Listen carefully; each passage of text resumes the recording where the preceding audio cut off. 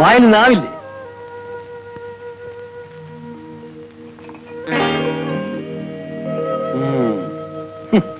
നീയൊക്കെ കുടിയിൽ തീറ്റിച്ച എന്നെ കുഴപ്പിച്ചത്.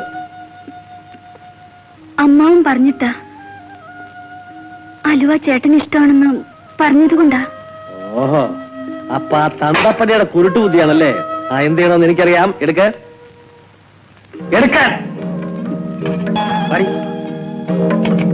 ഇന്ന് ഞാൻ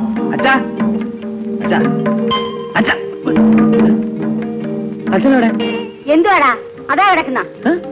മനുഷ്യനെ ഉറങ്ങാനും സമ്മതിക്കത്തില്ലേ? എന്നെ പറ്റിക്കാൻ വേണ്ടി മാറി കിടക്കുകയല്ലേ? അച്ഛാ അച്ഛാ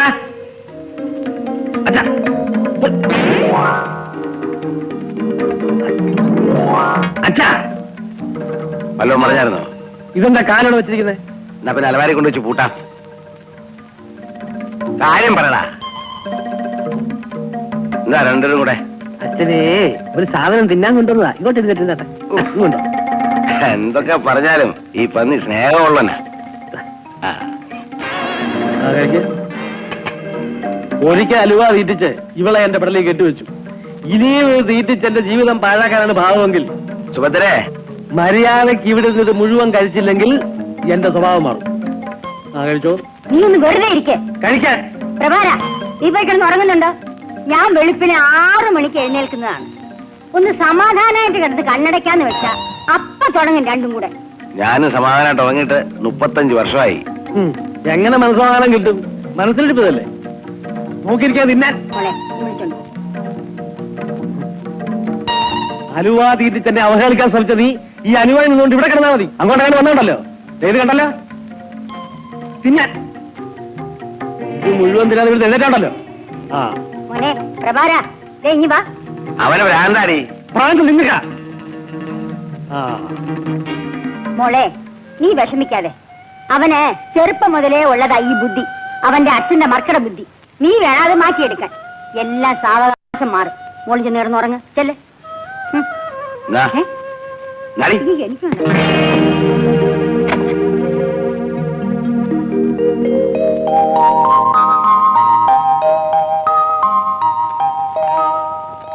നമുക്ക് ഇങ്ങോട്ടിരിക്കാം. എന്താ വേണ്ട? 2 കോഫി. വൈതരണികൾ ഇവിടെ എത്തിയിട്ടുണ്ട്. അങ്ങനെ സുജാതയുടെ കല്യാണവും കഴിഞ്ഞു. ഇനി നമ്മുടെ കൂട്ടത്തിൽ ഞാനും രോഷിനിമേ ബാക്കിയുള്ളൂ. ഓ, എന്റെ കാര്യം വിട്ടാരെ. ഒരു വിവാഹത്തെ കുറിച്ച് ആലോചിക്കാൻ പോലും എനിക്കാവില്ല. അതെന്താ? എന്റെ ചേച്ചിയുടെ ദുർമരണത്തെ കുറിച്ച് ആലോചിക്കുമ്പോ എനിക്കിപ്പോഴും പേടിയാവുന്നു. ദുർമരണമോ? ഒരുപാട് ബുദ്ധിമുട്ടിയാണ് അമ്മ ചേച്ചിയുടെ കല്യാണം നടത്തിയത്. വാക്ക് കൊടുത്തിരുന്ന സമയത്ത് തന്നെ സ്ത്രീധനം കൊടുക്കാൻ ഞങ്ങൾക്ക് കഴിഞ്ഞില്ല. അതിന്റെ പേരിൽ ഭർത്താവിന്റെ വീട്ടുകാർ ചേച്ചി വളരെയധികം ദുഃഖിപ്പിച്ചു. തീരെ സഹിക്കാനാവാതായപ്പോൾ ചേച്ചി ആത്മഹത്യ ചെയ്തു. അതിനുശേഷം അധികം നാൾ അമ്മയും ജീവിച്ചിരുന്നില്ല. ഞാൻ തനിച്ചായി. സോറി രോഷിണി, നീ ഒരു അനാഥയാണെന്നല്ലാതെ ഈ കഥയും ഞങ്ങൾക്ക് അറിയാമായിരുന്നില്ല. എല്ലാം മറക്കാനും ഇങ്ങനെയൊക്കെ ജീവിക്കാനുമുള്ള മനോധൈര്യം എനിക്ക് തന്നത് മാഡം ആയിരുന്നു. അപ്പൊ മാഡം നിന്റെ സ്വന്തമൊന്നുമല്ല. മാഡത്തിന്റെ ഹസ്ബൻഡും എന്റെ അച്ഛനും ഫ്രണ്ട്സ് ആയിരുന്നു. അപ്പോ വിവാഹമേ വേണ്ടെന്നാണ് നീ പറയുന്നത്? എന്നൊന്നുമില്ല. എന്നെങ്കിലും എന്നെ പോലെ അനാഥനായ ഒരാളെ കണ്ടുമുട്ടണം, പരസ്പരം ഇഷ്ടപ്പെടണം, അന്നാലോചിക്കാം.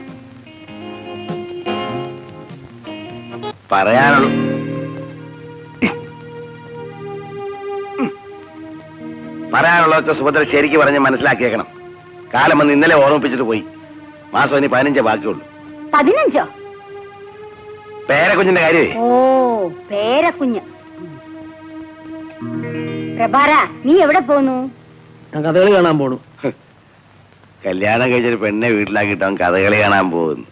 അയ്യോ, എന്നാ ഞാൻ അനികതാകാലക്ഷേപം കേൾക്കാൻ പോവാ. എടാ, കല്യാണം കഴിച്ച് ഇത്രയും കാലമായില്ല. നീ അവളെ ഒരു സിനിമയ്ക്ക് കൊണ്ടുപോയിട്ടുണ്ടോ? കല്യാണം കഴിച്ച് ഇത്രയും വർഷമായിട്ട് അമ്മ അച്ഛനെ കൂടെ സിനിമയ്ക്ക് പോകുന്ന കണ്ടില്ല. അവർക്ക് ഇഷ്ടമല്ല. എടാ മോനെ, ഭർത്താവിന്റെ കൂടെ ഉടുത്തൊരുങ്ങി വെളിയിൽ പോണോന്ന് അവക്കും ആശ കാണൂലേ?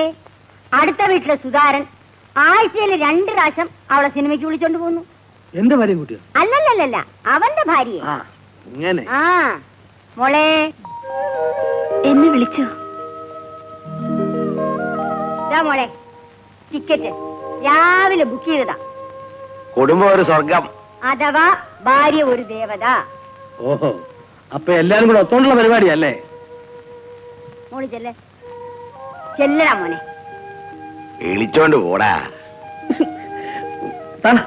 മോള് പോയിട്ട്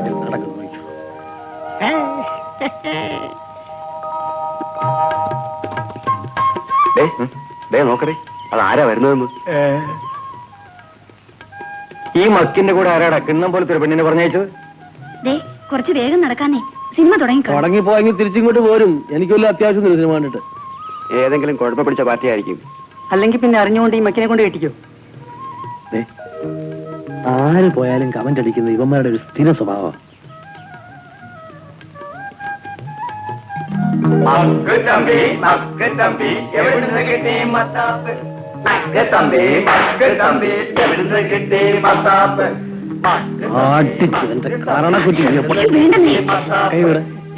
കയ്യും കൂടെ വേണ്ട. നിന്നെ കൊണ്ട് ആദ്യമായിട്ട് പുറത്തിറങ്ങിയതാ. വഴി കിടന്ന് അലവലായിട്ട് വഴക്കുണ്ടാക്കിയല്ലേ. അതിന് നാക്കൾ എനിക്കാ.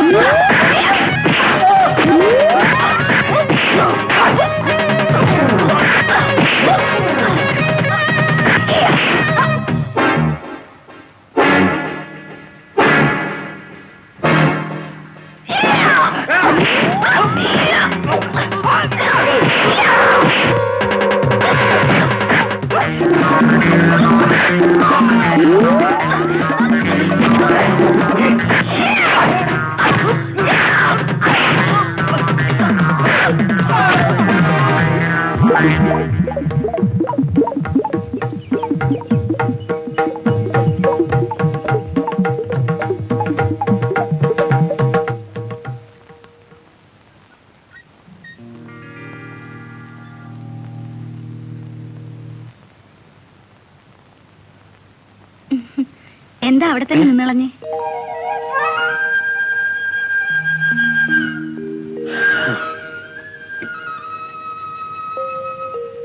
ഇരിക്കുന്നില്ലേ? ഞാനിവിടെ നിന്നോളാം. നിങ്ങളിരിക്കെ. നിങ്ങളോ? അല്ല, പേര് വിളിച്ചാ ചിലപ്പോ ഇഷ്ടപ്പെട്ടില്ലെങ്കിലോ എന്ന് വിചാരിച്ച. ഇന്നെന്താ പതിവില്ലാത്തൊരു ബഹുമാനം? എനിക്ക് നേരത്തെ അറിയില്ലായിരുന്നു. എന്ത്? ഈ കരാട്ടയും കയ്യാങ്കളിയൊക്കെ അറിയാന്ന്.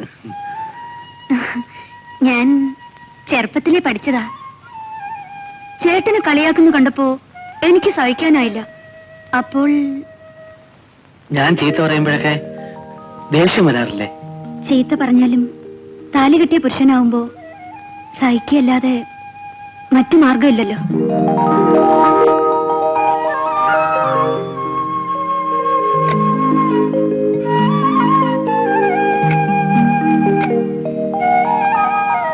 ആഞ്ജനേയ, എല്ലാം അവിടുത്തെ കടാക്ഷം എന്ന് പറഞ്ഞാൽ മതി. അവൾ എന്റെ ഭാര്യയായിരിക്കുന്നത്തോളം കാലം ഒരുത്തനും ഒരു ചുക്കും എന്നെ ചെയ്യൂല. അവളുടെ കരുത്തിൽ താലി ഉള്ളിടത്തോളം കാലം എന്നോടൊരു വാക്കും മറുത്ത് പറയൂല. അയ്യോ,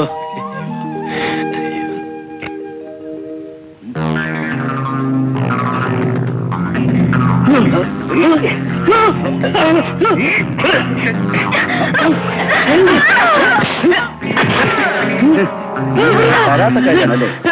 എന്നാലേ നിന്റെ മുമ്പിൽ വെച്ച് തന്നെ ഞങ്ങൾ ഇതിനെ തട്ടാൻ പോവാ.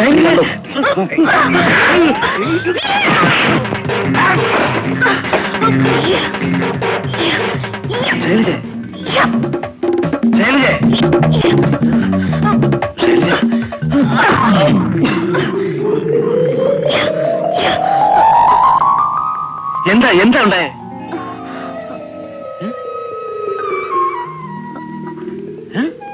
ഞാൻ എന്തോ സ്വപ്നം. ഇങ്ങനെയാ സ്വപ്നം കാണുന്നേ? നിന്റെ കരാട്ട കൈകൾ എഴുത്ത് വേണ്ട. എനിക്കിത് ശരിക്കും മനസ്സിലായിട്ടില്ല. കേരളത്തിൽ കിട്ടുന്ന കൊച്ചു പറയാൻ മനസ്സിലായോ? ആ കളിക്കുന്നു.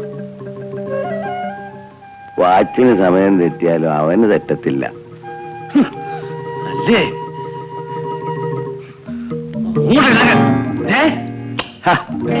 നിങ്ങളെ കുഞ്ഞാറ വരവുണ്ടല്ലോ, അവളെ ചവിട്ടാൻ നോക്കി. അത് നേരത്തെ കണ്ട് ഞാൻ ഒഴിഞ്ഞു മാറുകൊണ്ട് എന്റെ ദേഹത്ത് കൊണ്ടില്ല.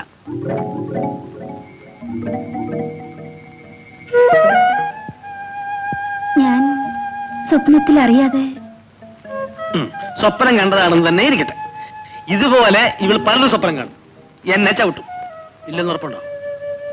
ഉറപ്പുണ്ടോ? എന്തോ നാളായത്? റോഡിൽ കിടന്ന് നാട്ടുകാരോട് തല്ലുണ്ടാക്കിയ ഇവള് നാളെ എന്നെ എന്ത് ചെയ്യാൻ പഠിക്കില്ല. അതുകൊണ്ട് ഇന്ന് മുതൽ എന്റെ കിടപ്പ് പുറത്ത്.